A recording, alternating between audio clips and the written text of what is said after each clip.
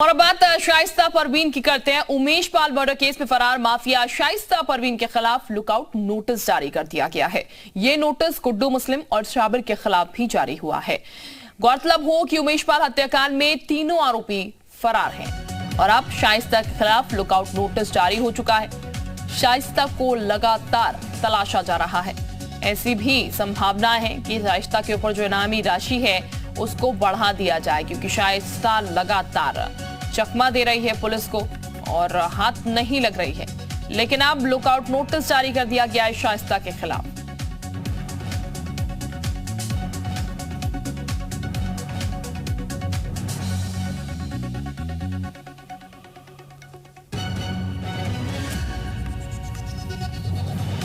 तो उमेश पाल हत्याकांड में तीनों आरोपी फरार हैं। उमेश पाल हत्याकांड से जुड़ी ये बड़ी खबर हम आपको बता रहे हैं। गुड्डू मुस्लिम साबिर के खिलाफ भी लुकआउट नोटिस जारी हो चुका है। शाइस्ता परवीन के साथ साथ तीनों को तलाशा जा रहा है।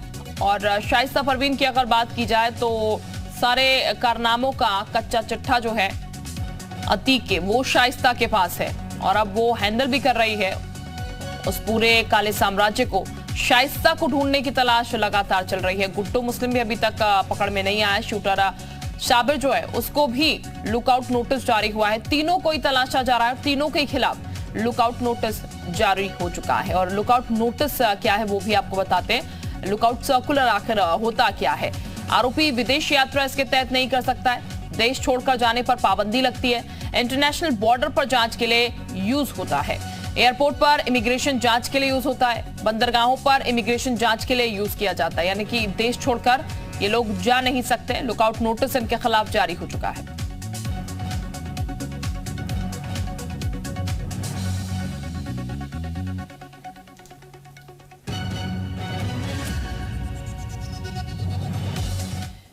तो शाइस्ता परवीन, गुड्डू मुस्लिम और साबिर पुलिस को लगातार छका रहे हैं। तीनों को गिरफ्तार करने में पुलिस अभी तक सफल नहीं हो पाई है।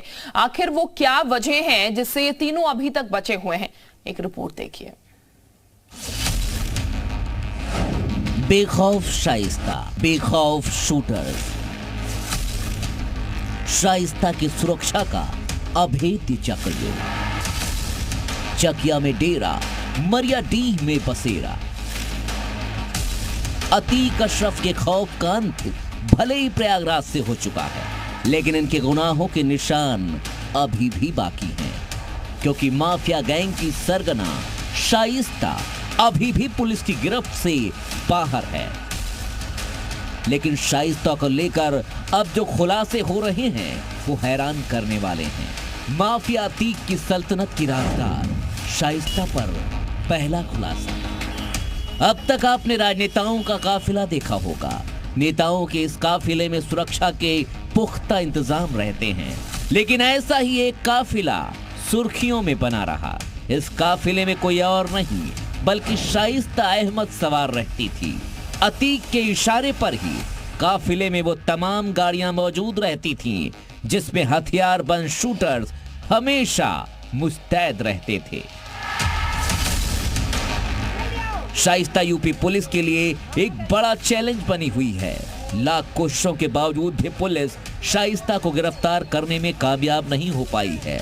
ऐसे में सवाल उठता है कि क्या शाइस्ता कहीं छिपी है या फिर कोई उसकी मदद कर रहा है, क्योंकि शाइस्ता के साथ एक दो नहीं बल्कि दर्जनों ऐसे शूटर्स हैं जो हर वक्त साये की तरह उसके साथ रहते हैं। हालांकि अब तक ये साफ नहीं हो पाया है कि वही शूटर्स उसके पास अब भी मौजूद हैं या नहीं। इस बात की जानकारी नहीं मिल पाई है। शाइस्ता पर दूसरा बड़ा खुलासा। ये वीडियो तब का है जब शाइस्ता अतीक के लिए चुनाव प्रचार कर रही थी।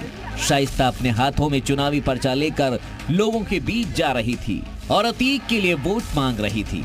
हालांकि उस दौरान अतीक खुद जेल में बंद था, लेकिन वो जेल में रहकर ही चुनावी रणनीति बना रहा था और उसकी इस चुनावी प्लानिंग को अंजाम कोई और नहीं बल्कि शाइस्ता दे रही थी। शाइस्ता के साथ जो लोग आपको दिखाई दे रहे हैं ये कोई आम सपोर्टर नहीं बल्कि अतीक गैंग के सबसे खौफनाक शूटर्स हैं। शाइस्ता के ठीक पीछे शूटर अरमान दिखाई दे रहा है। शूटर अरमान अब तक पुलिस की गिरफ्त से बाहर है।